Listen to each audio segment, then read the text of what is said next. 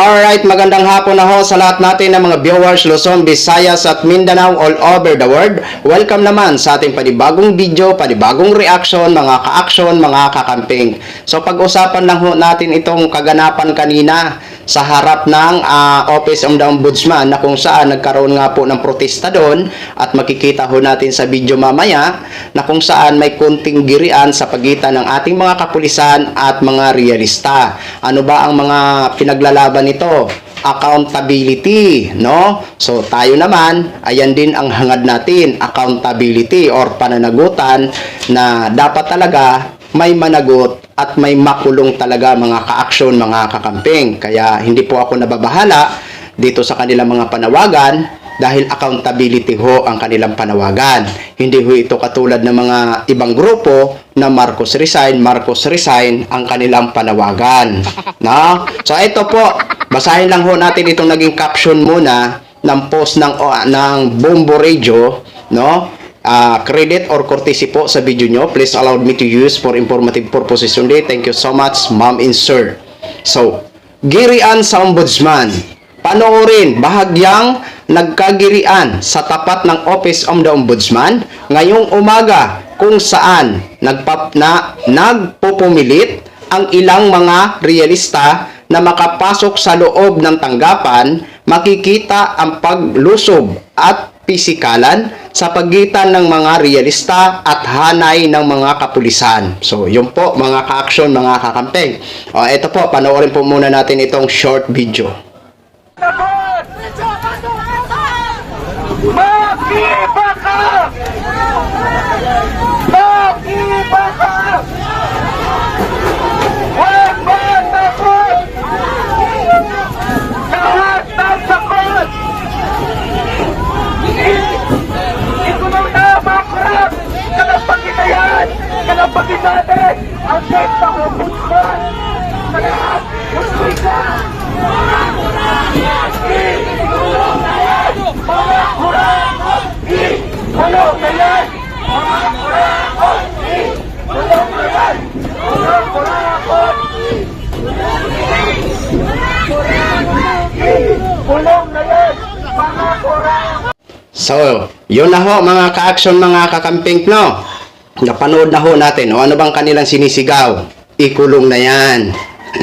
Ikulong na yan. Yan ang dapat natin na isigaw. Ikulong na ang dapat ikulong. Diba? O, dyan, kaisa ho tayo sa kanilang mga panawagan. Diba? Kasi yan talaga ang gusto natin. Na kailangan may managot ho talaga mga ka-action, mga kakamping, no? So, alam nyo, sa totoo lang, mga ka-action, mga kakamping, no? Minsan, sa totoo lang, no? Minsan, habang pinapanood ko si Mr. President Bongbong Marcos doon sa pagpunta niya sa Cebu, di ba, katatapos lang ng bagyo doon na kung saan talagang grabe ang nangyari sa Cebu, sa mga nasalanta nating mga kababayan. Habang nagsasalita si Mr. President Bongbong Marcos, nakikita ho talaga sa mukha niya na talagang kumbaga parang grabe ang kanyang kinakaharap ng mga problema. Kasi alam naman po natin na sunod-sunod ang mga sakuna na dumarating sa ating bansa, di ba? Hindi ho talaga madali isipin 'yan. Talagang sasakit talaga ang ulo mo, di ba? Oh, talagang feel ko kay Mr. President Bongbong Marcos, talagang hindi niya na lang iniinda ang pagod. Pero makikita natin sa mukha niya na talagang siyempre, tao lang yan di ba? Siyempre, nakakaramdam din niya ng pagod. Pero ginagawa niya ang lahat. 'Di ba? Ginagawa niyang lahat para ipakita sa atin na talagang nananatili siyang matatag, 'di ba? At regarding naman dito sa mga panawagan natin na kailangan managot, ang dapat managot, no? So, ito hindi naman ito sabi na isa sa mga no? Kasi si Mr. President, yun din ang gusto niya, 'di ba? Kasi siya naman ang nagbukas nitong talagang pagpapaimbestiga, 'di ba? Kaya feel natin, pakiramdam natin na ito ay naiintindihan ni Mr. President Bongbong Marcos. Itong sunod-sunod na mga pagprotesta tungkol sa anti-corruption, mga ka-aksyon, mga kakamping. Di ba? So, alam naman po natin na may rally ang INC 16, 17, 18. Tatlong araw yata yon. Correct me if I'm wrong kung hindi ako nagkakamali. So, ano ba ang kanilang mga ano doon? Ang pagkakaalam ko, prayer rally, and then transparency, and then accountability. So, kung mga ganon, so ibig sabihin, parang peaceful rally pa rin. Tulad ng ginawa nila dati. 'Di ba? Wala tayong magagawa, freedom nila yon, mga ka-action, mga kakamping.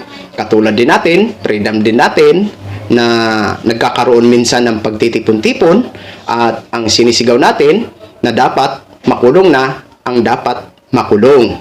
At mauulit naman po ito sa November 30. Pero ang ating panawagan ay ikulong lang ang dapat ikulong. Dito nga po sa mga sangkot sa di umanong korupsyon, mga ka-action, mga kakamping. So yun lang ho mga ka-action, mga kakamping, no? Share ko lang ho sa inyo yan. Maraming salamat po sa lahat natin ng mga viewers, Luzon, Visayas at Mindanao all over the world. Ako po ang inyong lingkod, si The Action Man. Have a good day, everyone!